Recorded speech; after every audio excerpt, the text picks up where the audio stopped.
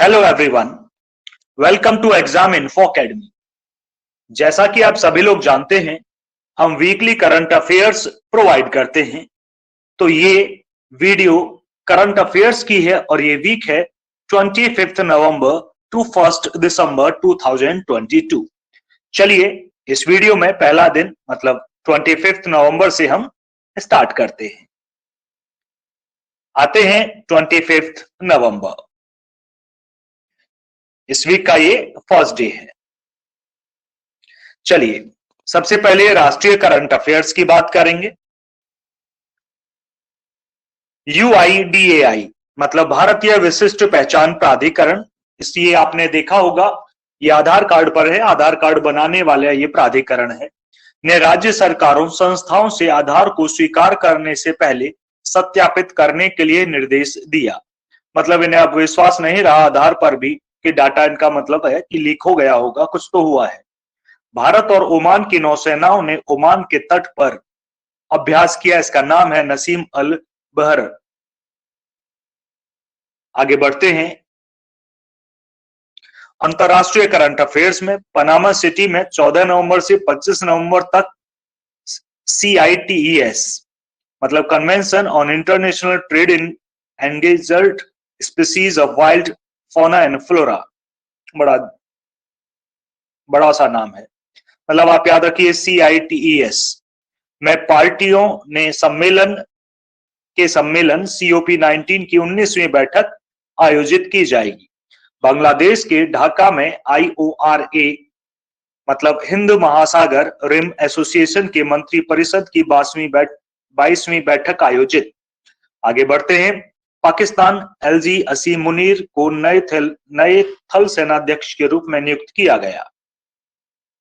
आगे बढ़ते हैं, इस दिन ये इतना ही था। नेक्स्ट डे पर आगे बढ़ेंगे 26 नवंबर। पहले राष्ट्रीय करंट अफेयर्स। प्रधानमंत्री ने नई दिल्ली में लचित बोरफुकन की 400वीं जयंती के साल भर चलने वाले समारोह के समापन समारोह को संबोधित किया। प्रधानमंत्री 26 नवंबर को सुप्रीम कोर्ट के संविधान समारोह में भाग लेंगे। आगे बढ़ते हैं राष्ट्रीय करंट अफेयर्स से।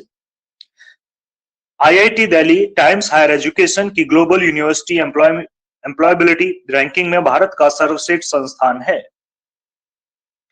अंतरराष्ट्रीय करंट अफेयर्स पर आते हैं। 25 नवंबर को महिलाओं के खिलाफ हिंसा के उन्मूलन के लिए अंतरराष्ट्रीय दिवस मनाया गया। खेलकूद इस दिन के फ्रांस की स्टेफनी फ्रापार्ट पुरुषों के फीफा वर्ल्ड कप में एम्पायरिंग करने वाली पहली महिला बनी। ये क्वेश्चन पूछा जा सकता है, इसे आप सही से नोट करके अंडरलाइन कर लें कि फीफा विश्व कप में जो एम्पायरिंग करने वाली हैं पुरुषों की ये फीफा वर्ल्ड कप है, इसमें पहली महिला एम्पायरिंग करने वाली पहली महिला बनी। चलिए नेक्स्ट डे पर बढ़ते हैं। 27 नवंबर इसरो ने पृथ्वी अवलोकन उपग्रह ओशनसैट 3 और 8 नैनो उपग्रह को ले जाने वाला PSLV-C54 रॉकेट लॉन्च किया। नेक्स्ट न्यूज है, राष्ट्रपति PM 26 नवंबर को सुप्रीम कोर्ट में संविधान समारोह में शामिल हुए। अगला है 1949 में संविधान सभा द्वारा संविधान को अपनाने के लिए 26 नवंबर को संविधान दिवस मनाया गया, यानी कि संविधान दिवस 26 नवंबर को मनाया गया। ये भी अंडरलाइन कर लें, ये भी पूछा जाता है। 26 नवंबर को राष्ट्रीय दुग्ध दिवस भी मनाया गया। राष्ट्रीय दुग्ध दिवस पर देश में दुग्ध उत्पाद को बढ़ावा देने के लिए किसानों सहकारी समितियों को राष्ट्रीय गोपाल रत्न पुरस्कार प्रदान किया गया। आगे बढ़ते हैं, दिग्गज फिल्म और टीवी अभिनेता विक्रम गोखले का पुणे में निधन, 77 वर्ष की आयु में निधन हुआ। अंतरराष्ट्रीय करंट अफेयर्स पर आते हैं। नासा के ओरियन अंतरिक्ष यान ने सफलतापूर्वक चंद्रमा के चारों ओर कक्षा में प्रवेश किया। नेक्स्ट डे पर बढ़ते हैं, यह 28 नवंबर। पहली न्यूज है ये अंतरराष्ट्रीय फिल्म महोत्सव से पणजी से है। IIFI 2022 53वां भारतीय अंतरराष्ट्रीय फिल्म महोत्सव पणजी गोवा में समाप्त हुआ। आगे सर्वश्रेष्ठ फिल्म का golden peacock award Valentina Morel द्वारा निर्देशित स्पेनिश भाषा की film I have electric dreams को मिला। I have electric dreams. Best director का अवार्ड तुर्की की फिल्म नो एंड के लिए नादिर सयवर को दिया गया। आगे बढ़ते हैं। नो एंड फिल्म के लिए वाहिद मोबाशेरी को बेस्ट एक्टर मेल का सिल्वर पिकॉक अवार्ड मिला। डैनियला मारिन नवारो को film I have electric dreams के लिए बेस्ट एक्ट्रेस फीमेल का सिल्वर पिकॉक अवार्ड दिया गया। आगे बढ़ते हैं नेक्स्ट डे पर। ये 29 नवंबर है। उपराष्ट्रपति जगदीप धनखड़, हाँ जी, जो पहले वेस्ट बंगाल पश्चिम बंगाल के राज्यपाल थे, अब उपराष्ट्रपति हैं। उपराष्ट्रपति जगदीप धनखड़ ने दिल्ली के मास्टर शिल्पकारों को शिल्प गुरु और राष्ट्रीय पुरस्कार प्रदान किए। नेक्स्ट न्यूज है 29 नवंबर की। धर्म की स्वतंत्रता का अधिकार धर्मांतरण का मौलिक अधिकार नहीं, केंद्र सरकार ने कहा। मतलब कि धर्म की स्वतंत्रता का अधिकार धर्मांतरण का मौलिक अधिकार नहीं है। धर्म की स्वतंत्रता का अधिकार हालांकि मौलिक अधिकार है, लेकिन धर्मांतरण नहीं है, ऐसा केंद्र सरकार ने कहा है। क्या फर्क है ये हमें नहीं पता है। भारत और मलेशिया में 29 नवंबर से 12 दिसंबर तक सैन्य अभ्यास हरिमो शक्ति 2022 आयोजित करेंगे। हरिमो शक्ति, ये याद रखिएगा। अंतरराष्ट्रीय करंट अफेयर। सरकार ने ईडी को एसएफआईओ, सीसीआई और एनआईए सहित 15 और एजेंसियों के साथ आर्थिक अपराधों के बारे में जानकारी साझा करने की अनुमति दी। अंतरराष्ट्रीय करंट अफेयर्स। डब्ल्यूएचओ ने नस्लवाद भेदभाव की चिंताओं का हवाला देते हुए मंकी पॉक्स का नाम बदलकर एमपॉक्स कर दिया। अब मंकी पॉक्स नहीं बोला जाएगा, अब एमपॉक्स बोला जाएगा। खेलकूद करंट अफेयर्स। पूर्व एथलीट, बड़ी अच्छी न्यूज है, पीटी ऊषा, पूर्व एथलीट पीटी ऊषा, ऐसा कोई नहीं होगा जिसने नाम ना सुना हो पीटी ऊषा का। भारतीय ओलंपिक संघ मतलब आईओए की पहली महिला अध्यक्ष बनी है। ये याद रखिएगा, ये क्वेश्चन आने के चांसेस बड़े प्रबल हैं, ये पूछा जा सकता है आप लोगों से। चलिए नेक्स्ट डे पर बढ़ते हैं। ये है 30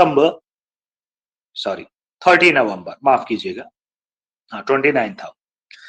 राष्ट्रीय करंट अफेयर्स। भारतीय वायुसेना 28 नवंबर से 30 नवंबर तक वायुसेना स्टेशन आगरा में वार्षिक संयुक्त मानवीय सहायता और आपदा राहत अभ्यास समन्वय 2022 का आयोजन कर रही है। पूर्व आईएएस अधिकारी प्रीति सुदन यूपीएससी सदस्य नियुक्त। आगे बढ़ते हैं। अंतरराष्ट्रीय जगुआर दिवस 29 नवंबर को राष्ट्रीय प्राणी उद्यान नई दिल्ली में मनाया गया। अंतरराष्ट्रीय जगुआर दिवस है। राजस्थान के राज्यपाल कलराज मिश्र ने राज्य विधानसभा द्वारा पारित निजी विश्वविद्यालय विधेयक को लौटाया, मतलब बिना सिग्नेचर के लौटाया होगा। अंतरराष्ट्रीय करंट अफेयर्स पे आते हैं। CBDC central bank digital currency में खुदरा भागीदारी के लिए पायलट प्रोजेक्ट 1 दिसंबर से 4 शहरों और 4 बैंकों में शुरू होगा। आरबीआई। सरकार ने जैविक गैर बासमती चावल के निर्यात पर से प्रतिबंध हटाया। आगे है। टाटा समूह ने विस्तारा के साथ एयर इंडिया के विलय की घोषणा की। सिंगापुर एयरलाइंस को 25% हिस्सेदारी मिलेगी। अब आते हैं 1 दिसंबर, हाँ सही है, 1 दिसंबर। राष्ट्रीय करंट अफेयर्स। मातृ मृत्यु अनुपात 2014-16 में 130 प्रति लाख जीवित जन्म से घटकर 18-20 में 97 प्रति लाख जीवित जन्म हो गया है। बीजेपी को 21-22 में चंदे के तौर पर 614.53 करोड़ रुपए मिले, जबकि कांग्रेस को 95.46 करोड़ रुपए मिले। चुनाव आयोग का ये डाटा है। राज्य सरकार द्वारा आयोजित मणिपुर संगाई महोत्सव 21 से 30 नवंबर तक आयोजित किया गया। असम 10 मासिक किस्तों में महिला पीजी स्नातकोत्तर छात्रों को सालाना 10,000 रुपए प्रदान करेगी। तो ये खबरें थी इस वीक की। तो करंट अफेयर्स के लिए और यूपीएससी या किसी भी गवर्नमेंट जॉब की अपडेट के लिए हमारे साथ बने रहिएगा। धन्यवाद।